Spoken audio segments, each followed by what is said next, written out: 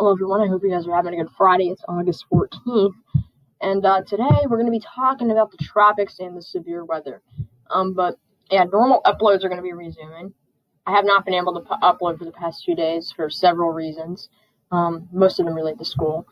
I've been really busy with schoolwork, but I think I'm going to be able to actually do videos now.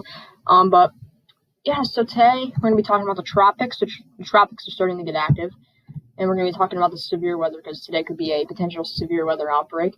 But yeah, so today the SPC has an enhanced risk for areas of Minnesota and eastern North Dakota. A slight risk going down to Kansas. So you guys can see right there, I have a marginal risk in areas of Arkansas, Louisiana, Mississippi, and a marginal risk going all the way down into Texas. So a pretty large area being affected by severe weather today. To almost 3 million people in our enhanced risk, 5 million in slight risk, and 5.5 million in the marginal risk today. So a lot of people are getting affected by this. Now, tornado threat today. The SPC is thinking that a few tornadoes are possible in central Minnesota because they do have a 5% tornado risk out. I don't think this is going to get upgraded to a 10%, but if it were to, which I give it about a 10% chance of getting upgraded to a 10%, then we would have a live stream later because 10% risk is enough for a live stream, but it's not. So yeah, remember my live stream criteria is if it's a moderate risk, I'll live stream, or if it's a 10% TOR risk. A 10% TOR risk is only enhanced, but if we only have a 2% TOR, but it is a moderate risk for something like wind,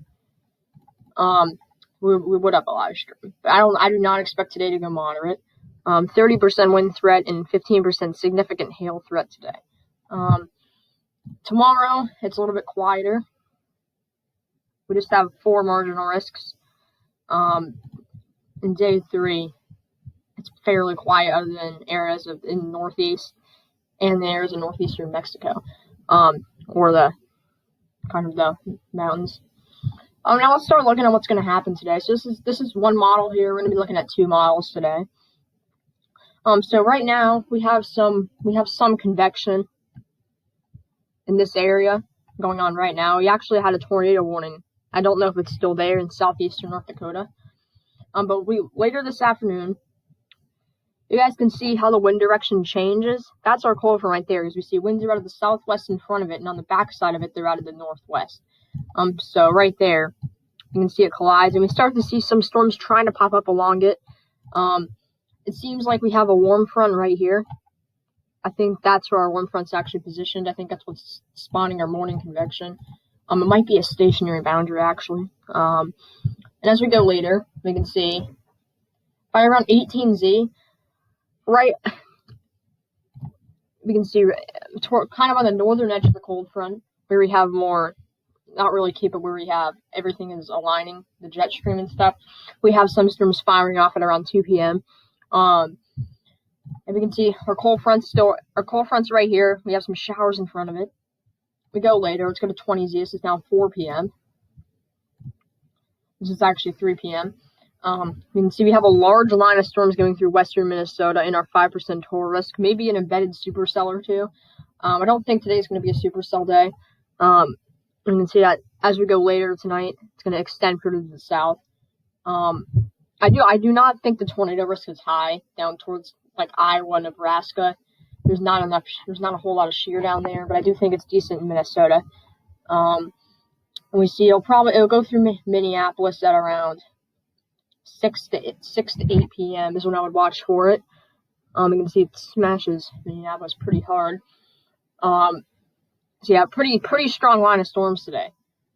I would give this about a 10% chance of going moderate today. Now, if it goes moderate today, or we get a 10% TOR risk, then I will be having a live stream on this. But as of right now, I'm not streaming for it. But we can see that's definitely going to be a pretty strong line. And as it goes into Wisconsin, it kind of falls apart with just some gusty winds overnight. So good news is that this is not likely going to be a big overnight event. It's going to die out as we go, or overnight, before we get too far into the night. Now let's look at the other model. Let's look at the HR model. for the same region. Let's just go out enough. Yeah. So the HRR model has the timing a little bit later for Minneapolis, but it's pretty similar. You can see it doesn't have it as organized. It doesn't have it too far to the south. It has most of the stronger storms staying up north. And it even has supercells firing up in our 5% Tor risk, isolated supercells too, not a line. Not like a line of embedded supercells, but like more isolated storms. Now let's look at the ingredients here. So this afternoon we have Cape of going up. We can see our cold front seems to be right here. Our warm front seems to be like that, or our stationary boundary. We have good instability in this area. You can see we have Cape in that area of widespread 3,000 to 4,000 up to around 2,000. We have plenty of energy today for storms. It's not really a problem in August. So yeah. Now let's look at some other things. Crap. Okay, don't know what that was. Let's look at the storm relative velocity. See what that's at today. Oh yeah, so today we have helicity. I think it's pretty interesting. We have helicity along our warm front of around 700 in some areas, almost 1,000 in northwestern Minnesota. That's pretty good. And down the line, helicity of around 200. So not bad helicity. It's actually pretty good. And that could potentially contribute to a moderate risk, but I don't think it's going to go moderate. Let's look at the upper levels. This is 500 millibar winds today. You can see this is our jet stream this afternoon when our severe weather is going to be going on. You have a ridge in the west, a ridge in the east. We see that. Now this pretty much this tells me it's going to be a wind event. Pretty much. I think this is going to be a pretty damaging wind. It's going to be a strong damaging wind event. You can see the jet stream. It dips like that. And our thunderstorms are going to be blowing up on the eastern side of that, where we have our low pressure system. But yeah. Now that's the upper levels. The next thing I want to look at bulk shear.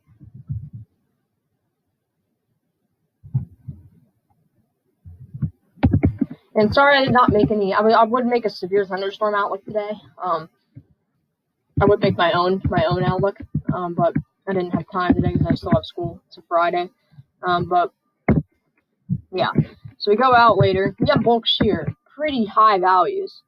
50 knots, they have 50 knots right behind the line. The only bad thing is it's coming a little too late. The dip in the jet stream is a little too late. If it was coming earlier, we could be seeing a bigger tornado threat. But it's not. It's coming later. But yeah, now let's move on to the tropics. So right now in the tropics, we have Tropical Storm Josephine in the Atlantic. It's forecasted to continue moving northwest. And it's by Monday morning, it's likely going to die off, and it's going to turn into a tropical depression and head towards Bermuda, according to the National Hurricane Center. We're not going to be doing any predictions on that today, because like I said, I don't really have a whole lot of time. Tomorrow's video will be longer though, because it's Saturday.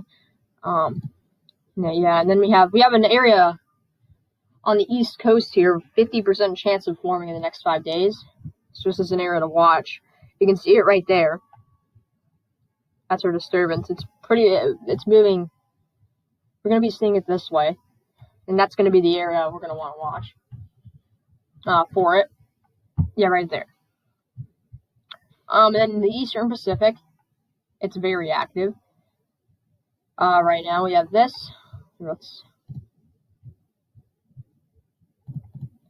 Yeah, wait a second. All right. Yeah, so in the Eastern Pacific, it is fairly active right now. We have a bunch of potential disturbances. 80% chance with this one, 80% chance with that one, and 60% chance with that one. We have Tropical Depression 10E. It's forecasted to become a storm. It's forecasted to be a slow mover also. But yeah, so pretty active in the Eastern Pacific. We don't have any active storms, any active like tropical storms or hurricanes, but we do have potential disturbances that could do something. So yeah. But that'll wrap up this video. I hope you guys enjoyed it. Yes, please subscribe if you can, and I'll be back tomorrow. Peace out.